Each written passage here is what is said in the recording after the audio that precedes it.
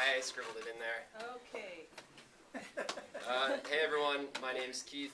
I live here in Burlington. I've been involved with the youth climate movement for probably like 5 or 6 years now. I've traveled internationally, been involved in a lot of different gatherings, and currently work on the campaign to stop Vermont Gas and Gas Metro from building a gas pipeline under Lake Champlain. As does Will, we work alongside each other. I think we have a similar message here tonight. Frankly, he said what I was thinking. I wanted to say, for folks who have been listening to the discourse around wind, there's a lot of vitriol being thrown around, and I'm frankly finding some of the language pretty repugnant coming from the big greens, casting people like yourself coming down from Newport as extremists and out there, and I think that that's super problematic, and I find it personally offensive.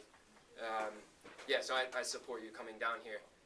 And I wanted to follow up with that and say, so it's the low-income communities, it's the communities of color, it's the indigenous communities. These are the communities that have always had energy siting in their backyards. They've always had resource extraction in their backyards. And so when we're up here with on our high horse talking about, like, these people are crazy, they're extremists, they're coming out to all these forums and saying we don't want giant freaking wind turbines that are selling energy to the grid and owned by some Canadian multinational in our backyard. They're crazy. What are they doing?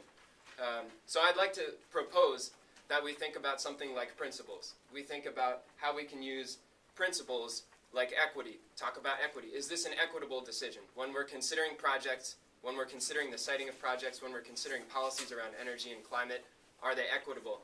Are they universal? Are they accountable? Is the process participatory? Is it a transparent process? These are the questions we need to be asking. It's not a yes, it's not a no, it's not a pro-wind, it's not an anti-wind. It's who's getting screwed, who's getting the benefits, and essentially, how can we work together on the land and make a living in the face of all of these things that we're dealing with.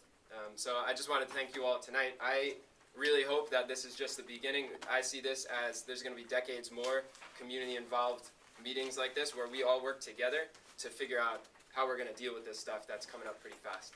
So thanks, everyone. Thank you.